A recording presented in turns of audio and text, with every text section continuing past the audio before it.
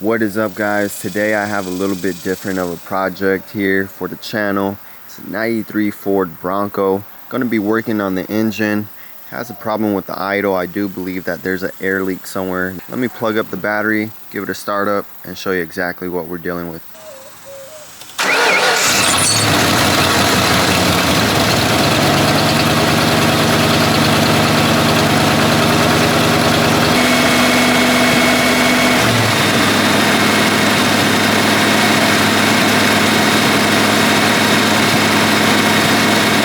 As you guys could probably tell from that clip there, the idle is pretty high. It's not coming down. Whenever you give it gas, it kind of like backfires in a way.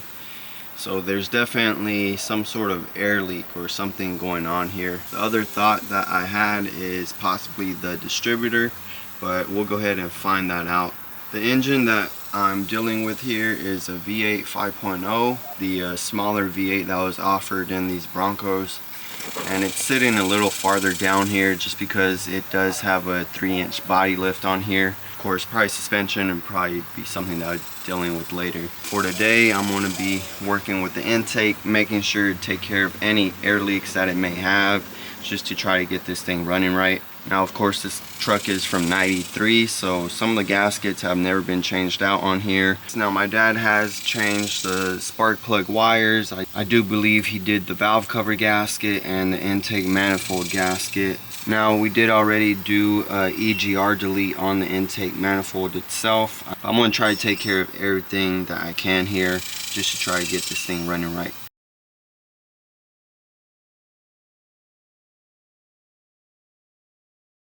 Start taking some of the things apart here. Of course, take off the intake tubing, start taking off some of the sensors and hoses that we have here, and just get at it.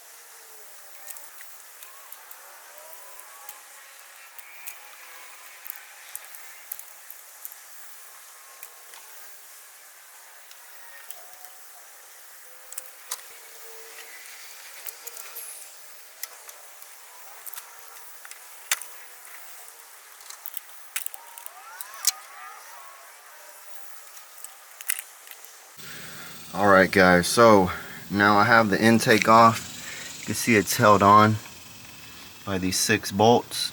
One of them is a Torx, so it's a little bit difficult and you have to get in between the intake manifold there.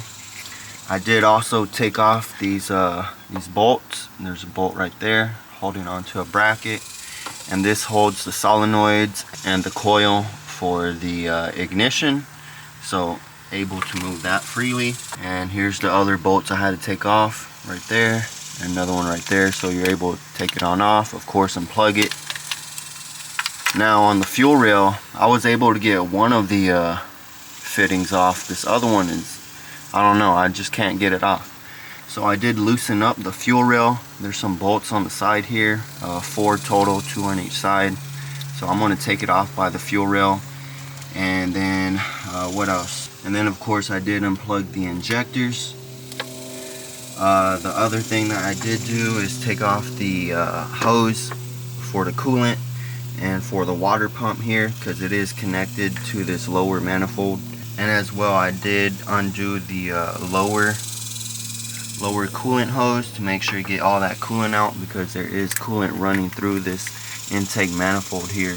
And as you guys saw me, I did unplug everything that was on top of the intake manifold, unplugged all these hoses, And for the most part, what I'm going to be doing is deleting a lot of the vacuum hoses, eliminating that, get rid of the vacuum can here, the canister, and then I believe I'll be able to get rid of this because we still have the smog pump. The smog pump has already been gutted like years ago, and we just never completed a full delete. So it's still using the original serpentine belt, the original length, and whenever deleting the smog pump, you're gonna have to get a shorter serpentine belt. So I'm going to be doing all that work, getting rid of all the EGR, I think EVR or whatever they call it, TAB, TAD, and really clean up the engine bay as much as I can while doing all of this work here. So what I need to do next is fully get the fuel rail off of here and take out the injectors,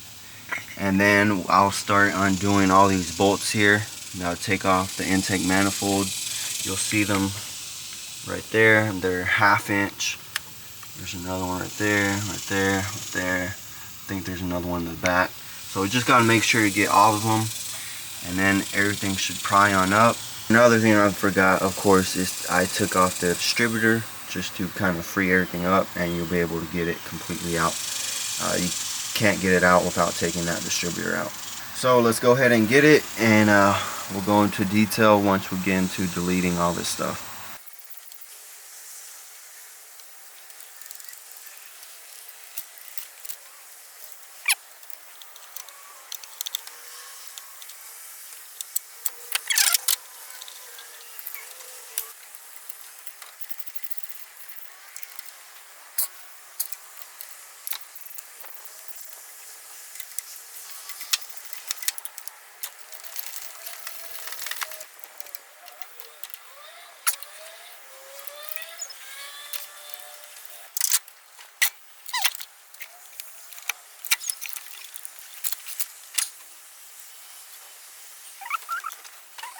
You guys saw me take out that intake manifold, taking off all those bolts. Unfortunately, right here I do have a broken bolt, so that's going to make it a little bit more difficult to get everything prepped up and put the intake manifold back in.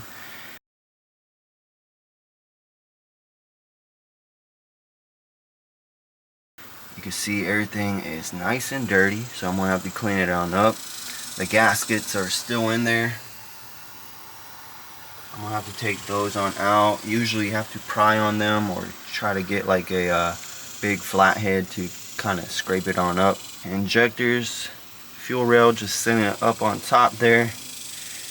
And next thing I got to do is take off this serpentine belt, and we'll start removing all the smog equipment, EGR stuff, and these hoses. Got to get those hoses in the back of the block there. And so it's going to be a little fun project. Here's the intake manifold, all the bolts. You can see 1, 2, 3.